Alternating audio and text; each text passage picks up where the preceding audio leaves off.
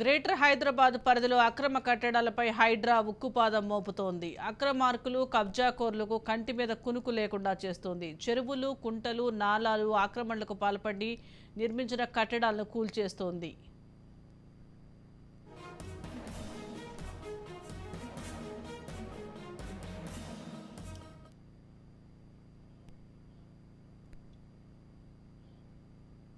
సామాన్యుల నుంచి సెలబ్రిటీల వరకు ఎవరు అక్రమ నిర్మాణాలు చేపట్టినా బుల్డోజర్లతో నేలమట్టం చేస్తోంది. అక్రమ కట్టడాలపై సీఎం రేవంత్ కఠినంగా వ్యవహరిస్తుండటంతో హైడ్రా అధికారులు కూడా ఎక్కడా తగ్గకుండా కూల్చివేతలు చేపడుతున్నారు.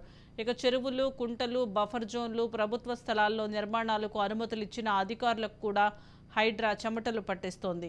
గతంలో నిషేధిత స్థలాల్లో నిర్మాణాలకు అనుమతులు ఇచ్చిన అధికారులపై చర్యలు తీసుకునేందుకు ఇప్పటికే హైడ్రా కమిషనర్ సైబరాబాద్ కమిషనర్కు ఫిర్యాదు చేయగా పోలీసులు యాక్షన్లోకి దిగారు. హెచ్ఎండిఏ పరిధిలో అక్రమ నిర్మాణాలకు యథేచ్ఛగా పర్మిషన్లు ఇచ్చిన అధికారులపై క్రిమినల్ కేసులు నమోదు చేస్తున్నారు. తాజాగా నగర పోలీసులు 6 అధికారులపై క్రిమినల్ కేసులు నమోదు చేశారు. సైబరాబాద్ ఈఓడబ్ల్యూ వింగ్లో కేసులు నమోదు చేసినట్లు సిపి అవినాష్ వెల్లడించారు. కాలనీలలో దాదాపు 30-40 ఏళ్ల నుంచి కూడా ఇక్కడ వాస్తవ్యులుగా ఉంటూ ఎన్నో ఏళ్ల నుంచి కూడా మరి ప్రభుత్వానికి ట్యాక్సులు కట్టుకుంటూ మరి నివాసం ఉంటున్నటువంటి ఈ యొక్క కాలనీ వాసులందరికీ కూడా ఈ సందర్భంగా హైడ్రా నుంచి కూడా నోటీసులు రావడం చాలా బాధాకరం. ఈ యొక్క చిన్నరాయని చెరువు అనేది కేవలం 248 సర్వే నెంబర్కి కన్ఫైన్ చేస్తే చాలా బాగుంటుంది.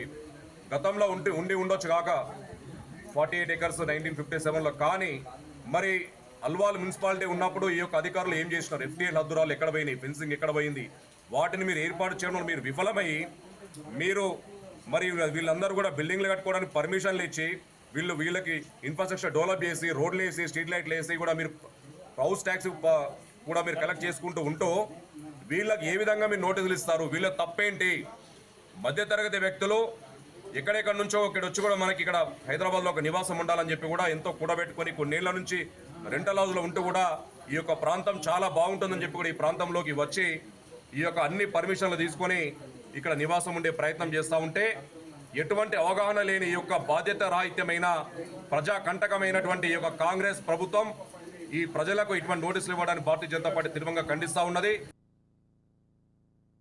హైడ్రా కమిషనర్ రంగనాథ్ కానీ హైడ్రాకు సంబంధించినటువంటి మెంబర్స్ కానీ ఎక్కడ పర్యటన చేస్తారు, ఎక్కడ ఏం జరగబోతుంది, ఒకవేళ హైడ్రా కమిషనర్ రంగనాథ్ ఏదైనా ప్రాంతానికి వస్తున్నాడు అంటే చాలు ఈ కబ్జాదారులు ఏదైతే చెరువుల పరిరక్షణ ధ్యేయంగా హైడ్రా ఏదైతే ఏర్పాటైందో మరి చెరువులను కబ్జా చేసినటువంటి వారందరి గుండెల్లో రైళ్లు పరిగెడుస్తున్నారు ఇటు రంగనాథ్ చెప్పుకోవచ్చు. ఇప్పుడు ఏదైతే ఈరోజు ఆయన సంగారెడ్డి జిల్లా పటాన్చేరులో ఆయన పర్యటించారు. పటాన్చేరులో ఇటు బీరంగూడలో మొత్తంగా కూడా పటాన్చేరు అంటేనే మొత్తంగా చెరువుతో కూడినటువంటి ఆ ప్రాంతం. మరి అలాంటి చెరువు ఆ పటాన్చేరు దానికి అనుబంధంగా ఉన్న చెరువులు అన్ని గ్రామాల్లో కూడా ఇటు పటాన్చేరు మండల కేంద్రంగా చూసుకున్నట్లయితే ఇటు రుద్రారం కావచ్చు, ఇస్నాపూర్ కావచ్చు, ఇటు పటాన్చేరు, బీరంగూడ, రామచంద్రపురం ఇలా చాలా వరకు కూడా ఈ ప్రాంతం అంతా కూడా ఇప్పటికే కబ్జాదారులు మొత్తంగా కూడా ఎవరికి అందిన కాడికంతా కూడా దోచేసుకున్నారు. ఇప్పటికే దానిపైన రివ్యూలు అయితే అంత ఉన్నాయి. హైడ్రా ప్రారంభించినప్పటి నుంచి కూడా ఈ పటాన్చేరు కూడా ఒక మంచి రోజు వస్తుంది అనేటట్టుగా అందరూ అంచారు. ఆ రెక్కన పటాన్చేరు నుంచి కొన్ని వేలు అనుకోవచ్చు, లక్షలు కూడా అనుకోవచ్చు. అలా దాదాపు వరకు కూడా హైడ్రాకి అయితే ఎక్కువ పెద్ద ఎత్తున కంప్లైంట్స్ అయితే వెళ్ళాయి. మరి మొత్తానికి హైడ్రా కమిషనర్ రంగనాథ్ అయితే పటాన్చేరుకు అయితే వచ్చాడు. మరి పటాన్చేరులో ఆయన ఈరోజు ఆ ప్రాంతం అంతా కూడా సందర్శించారు. కొన్ని ఇళ్లను కూడా ఆయన ఇల్లు పత్రాలను కూడా ఆయన చూస్తూ అలాగే కొన్ని ఇంట్లకు నోటీసులు కూడా ఇచ్చారు. దాదాపు 30 నుంచి 40 ఇళ్లకు నోటీసులు ఇచ్చారు. అలాగే పటాన్చేరులో ప్రధానంగా బస్టాండ్ దగ్గర ఉన్నటువంటి సాకి చెరువు ఏదైతే ఉందో ఆ చెరువుకు అనుగుణంగా టీఎస్ఐఐసి ల్యాండ్లో ఎటువంటి కన్వర్షన్ లేకుండా టీఎస్ఐఐసి ల్యాండ్లో భారీ భవనాలు నిర్మించారు. మరి ఈ భవనాల వెనుక ఎవరున్నారు, ఈ భవనాలు ఎఫ్టీఎల్కి ఎంత దూరంగా ఉన్నాయి, దీనికి సరైన అనుమతులు ఉన్నాయా, వీటిని కూడా ఆయన సందర్శించిన నేపథ్యం కనిపించింది. సో హైడ్రా దూకుడైతే మనం చూస్తూనే ఉన్నాం. ఇప్పటికే హైడ్రా పైన ప్రతి ఒక్కరు కూడా విమర్శలు ఎక్కడ కూడా అల్పదల్పం ఉన్నప్పటికీ కబ్జాదారులకు వెనకాలను నడిపించేవారు తప్పితే మిగతా 90% దాదాపు 90% తెలంగాణ నుంచి హైడ్రాకు చాలా వరకు కూడా స్వాగతిస్తున్నామంటూ హర్షం వ్యక్తం చేసిన పరిస్థితి కనిపిస్తుంది. ఓవైపు కమిషనర్ రంగనాథ్ అయితే ఎవరి మాట కూడా వినేది ఉండదు. కబ్జా ఎవరు చేసినా సరే, ఎంతటి వాడైనా సరే అన్నట్టుగా ముందుకెళ్తున్న పరిస్థితి.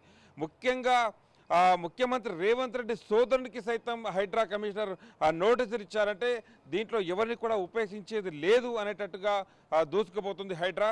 మరి ఎక్కడ వాట్ నెక్స్ట్ అనేటట్టుగా ఒక్కొక్క చోట ఒకటి నడుస్తూనే ఉన్నది. మరి ఈరోజైతే పటాన్చేరులో పూర్తిగా కూల్చివేతలకు రంగం సిద్ధమైనట్టుగా తెలుస్తుంది. పటాన్చేరుతో పాటు అమీన్పూర్లో పెద్ద ఎత్తున కంప్లైంట్లు అయితే వస్తున్న నేపథ్యం పటాన్చేరులో ముఖ్యంగా అమీన్పూర్లో దాదాపు 4 చెరువులను పూర్తిగా కబ్జా చేసేసి ఎవరికి వారు కాలనీలు ఏర్పాటు చేస్తున్నారు. మరి దీంట్లో స్థానిక నేతలతో పాటు అప్పుడు ఉన్నటువంటి ఎమ్మెల్యేలు కావచ్చు, ఎంపీలు కావచ్చు, వీరందరి హస్తం కూడా ఉన్నట్టు హైడ్రా గుర్తిస్తుంది. అలాగే హైడ్రా అధికారులపైన కూడా వేటు వేయడం కూడా మనం గమనిస్తూనే ఉన్నాం. హైడ్రాకు సంబంధించినటువంటి ఎవరు కూడా ఈ పర్మిషన్లు ఎవరు ఇచ్చారు, ఎఫ్టీఎల్ ఉన్నప్పటికీ డబ్బులతో కేవలం లంచాలు తీసుకొని మేనేజ్ చేస్తూ పర్మిషన్లు ఇచ్చిన వారిపైన వేటు వేసింది. ఇక పటాన్చేరువు డిఈ రామస్వామి అలాగే అక్కడ ఉన్నటువంటి ఏఈ ఇరిగేషన్ ఇప్పటికే వాళ్ళతో కూడా ఇస్నాపూర్, రుద్రారం ఈ ప్రాంతంలో ఇస్నాపూర్తో పాటు రుద్రారం అలాగే లగడారం ఈ ప్రాంతాల్లో పూర్తిగా చెరువులు కబ్జాలకు గురవుతున్నా కూడా జర్నలిస్టులు చెప్తున్నా కూడా సామాన్యులు చెప్తున్నా కూడా హైదరాబాద్ అది ఈ లేక్ ప్రొటెక్షన్ వారు చెప్తున్నా కూడా ఎవరి మాట కూడా వినరు. అక్కడ ఉన్నటువంటి డిఈ రామస్వామితో పాటు అక్కడ ఉన్నటువంటి నేతలు ఏతున్నారో వాళ్ళ వ్యవహారం కూడా ఇటు హైడ్రా దృష్టికి అయితే వెళ్ళింది. మరి చూడాలి వారిని ఏ విధంగా చర్యలు. అయితే సంగారెడ్డి కలెక్టర్ సైతం ఈ డిఈ రామస్వామి అలాగే ఇటు పటాన్చేరు రెవెన్యూతో పాటు ఇరిగేషన్ సిబ్బంది పైన అనేక కంప్లైంట్లు వెళ్ళినప్పటికీ కలెక్టర్ కార్యాలయం నుంచి అయితే ఎటువంటి స్పందన రాలేదని దాదాపు ఈ ఫిర్యాదుదారులు చెప్తున్నారు. మరి హైడ్రా మొత్తానికైతే పటాన్చేరులో మొత్తం సందర్శిస్తుంది. మరి దీంట్లో ఎవరెవరు హస్తాలు ఎంతెంత ఉన్నాయి, ఎన్ని చెరువులు ఎవరెవరు కోట్ల రూపాయలు తీసుకొని వారికి పర్మిషన్లు ఇచ్చారు, ఏ చెరువు పైన ఎన్నెన్ని కోట్లు సంపాదించుకొని కూడబెట్టుకున్నారు, ఇవన్నీ కూడా ఆరా తీస్తున్నారు. అధికారులపైన వేటు తప్పదని హెచ్చరిస్తూనే ఉన్నారు. ఆ రకంగా హెచ్చరికతో పాటు వెయిట్ కూడా వేస్తున్న పరిస్థితి కనిపిస్తుంది. మొత్తానికైతే హైడ్రా దూకుడు మాత్రం ఆగేటట్టుగా లేదు. హైదరాబాద్లో ఒక్కో చెరువు మొత్తంగా కూడా ఏళ్ల తరబడి ఎలా ఉందో అలాంటి పాత చెరువులు మళ్ళీ వచ్చే జనరేషన్ కూడా చూసేదానికి సర్వంతా ఎంతో సమయం లేదని మాత్రం చెప్పొచ్చు. సంజన. ఎస్ మహేందర్, అయితే మరి ఎఫ్టీఎల్ బఫర్ జోన్లో నిర్మించిన అంటే అక్రమ కట్టడాలను పెద్ద భవంతులను కూడా ఎక్కడికక్కడ నేలమట్టం చేస్తోంది. మరి ఇందులో భాగంగానే హీరో నాగార్జునకు చెందినది కూడా ఎన్ కన్వెన్షన్ ను కూడా హైడ్రా కూల్చివేసిన విషయం కూడా తెలిసిందే. సో మరి అంటే దీన్ని ఎలా చూడొచ్చు? ఎస్, హైడ్రా పైన మొదట్లో భారీగా విమర్శలు అయితే వచ్చాయి. ఎక్కువ మొత్తంలో హైడ్రా కేవలం పేద మధ్యతరగతి వారిని టార్గెట్ చేస్తుంది, కానీ ఇక్కడ బడా వ్యాపారులు కానీ సినిమా పరిశ్రమలు కానీ రాజకీయ నేతలు కానీ ఎవరికి పట్టించుకోదని భారీ విమర్శలు అయితే వచ్చాయి. ఎప్పుడైతే ఈ విమర్శలు వదుకున్న నేపథ్యంలోనే హైడ్రాకి ఇప్పటికే వరుస రంగం సిద్ధం చేసుకున్నారు, ఒక్కొక్కటిగా చేద్దామని. దీంట్లో మొదటగా ఇటు గండిపేటలో ఈ ప్రాంతం అంతా కూడా కూల్చివెళ్ళిన తర్వాత ఎన్ కన్వెన్షన్ సినీ నటుడు నాగార్జున ఎఫ్టీఎల్లో 3 ఎకరాలున్నర కబ్జా చేసి ఆయన ఎఫ్టీఎల్ బఫర్ను కూడా కబ్జా చేసి ఎన్ కన్వెన్షన్ నిర్వహించి కొన్ని కోట్ల రూపాయలు ఆ ఎన్ కన్వెన్షన్ ద్వారా సంపాదించాడు. మరి అలాంటి ఎన్ కన్వెన్షన్ గత ప్రభుత్వంలో కేసీఆర్ సైతం దీని గురించి మాట్లాడి దాన్ని నిలమట్టం చేస్తామని కేవలం కూల్చడానికి ఇంకా కొన్ని గంటలే ఉన్న నేపథ్యం అని అందరూ కూడా భావించారు. ఆ రకంగా వాళ్ళంతా కూడా ప్రచారం చేసుకున్నారు. కానీ రాత్రికి రాత్రే ఏం జరిగిందో తెలియదు. మొత్తానికైతే బీఆర్ఎస్ ప్రభుత్వం గతంలో ఉన్నటువంటి బీఆర్ఎస్ ప్రభుత్వం వెనుకం చేసింది. ఈనాడు ముఖ్యమంత్రి రేవంత్ రెడ్డి అప్పుడు వీళ్ళు వెనకడుగు వేసిందని ఆయన మాట్లాడుతూ మాకు అధికారం వచ్చినా ఏ రకంగా నాకు అవకాశం వచ్చినా ఎన్ కన్వెన్షన్ లాంటి చెరువులను ఏదైతే భ్రష్టు పట్టిస్తున్నారో ఎన్ కన్వెన్షన్ కూల్చేస్తాను, అలాగే చెరువుల పరిరక్షణ ధ్యేయంగా ముందుకెళ్తాను అయితే ముఖ్యమంత్రి రేవంత్ రెడ్డి మాటిచ్చాడు. ఆ రకంగా ఎన్ కన్వెన్షన్ నేలమట్టం చేశాడు. అందులో ఉన్నటువంటి డెస్మెటల్ ఏదైతే ఉందో మొత్తం కూడా ఆ చెత్త చెదాన్ని కూడా వాళ్ళతోనే తీయించేస్తామని ఆ రకంగా పట్టుబట్టు కూర్చున్నారు. ఆ రకంగా కొనసాగుతూనే ఉంది. అదే రకంగా ఇటు దుర్గం చెరువులో కూడా మనం చూసుకున్నట్లయితే దాదాపు కొన్ని 100 ఎకరాలు ఉండేది దుర్గం చెరువు అని చెప్తారు. మరి ఎఫ్టీఎల్ శిఖంలు అన్నీ కూడా సో దుర్గం చెరువు కానుకున్న బఫర్ అంతా కూడా కబ్జాకు గురైంది. నియమబద్ధంగా అందులో కాలనీలు వెలిసాయి. ముఖ్యంగా రేవంత్ రెడ్డి సోదరుడు నివాసం కూడా అందులో ఉందని అందరూ అన్నారు. ఆ రకంగా మొత్తం కూడా ఇరు హైడ్రా అయితే పరిశీలించింది, మొత్తంగా ఇన్పుట్స్ తెచ్చుకుంది. దాంట్లో ముఖ్యమంత్రి రేవంత్ రెడ్డి సోదరునికి సైతం నోటీసులు ఇచ్చింది. దానిపైన ముఖ్యమంత్రి రేవంత్ రెడ్డి సోదరుడు స్పందిస్తూ నాకు అక్కడ చెరువు ఉందని తెలియదు, ఒకవేళ ఉన్నట్టుంటే నేనే స్వచ్ఛందంగా నేనే కూల్చేస్తాను అన్నట్టుగా ఆయన కూడా స్వచ్ఛందంగా ముందుకొచ్చారు.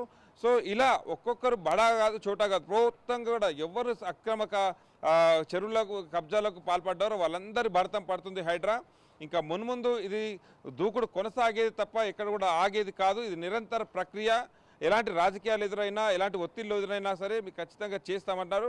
అయితే దీంట్లో మరో విషయం, ఏ రాజకీయ పార్టీలైనా సరే ఏదైనా పనిని ప్రారంభిస్తే ప్రభుత్వాన్ని విమర్శించడం సహజం. కానీ ఇక్కడ భారతీయ జనతా పార్టీ సైతం ఏదైతే జాతీయ రాజకీయాల్లో వారంతా కూడా ఎప్పటికప్పుడు కొనసాగుతున్నారు. కానీ రాజకీయాలకు వచ్చేసరికి హైడ్రా విషయంలో మాత్రం పూర్తిగా ఇటు బీజేపీ సైతం కాంగ్రెస్ పార్టీకి సమర్థిస్తుంది. ఈ పనిని మాత్రం కేవలం హైడ్రా వరకు మాత్రం ఇది సమర్థిస్తున్న విషయం కాబట్టి ఇలా ప్రతి ఒక్క వర్గం నుంచి కూడా ప్రతి ఒక్క మనిషి నుంచి కూడా హైడ్రాకి అయితే పూర్తి మద్దతు లభిస్తుంది, స్వాగతిస్తున్న పరిస్థితుల్లో కనిపిస్తుంది.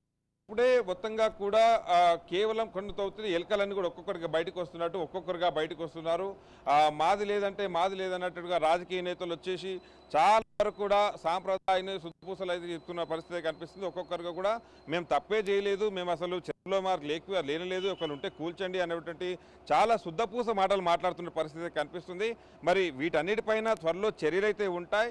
ముఖ్యంగా ఓవైసీ ఏదో నిర్మించినటువంటి సగలకుంట చెరువు ఏదైతే ఉందో ఆ చెరువును కూడా అక్రమాలకు పాల్పడి చెరువుకు సంబంధించిన నాలాలను ఆ నాలాలకు సంబంధించిన FTLలను కబ్జా చేశారో వాటన్నిటిపైన ఆరా తీస్తున్నాం. ఆ కబ్జాదారులపైన చర్యలు తీసుకుంటున్నాం. ఆ రిపోర్ట్ కూడా ఉన్నతాధికారులకు ఇవ్వడం జరిగింది. మరి రేపో మా జనవాడ ఫామ్ హౌస్ పర్యటన కూడా పట్టే అవకాశం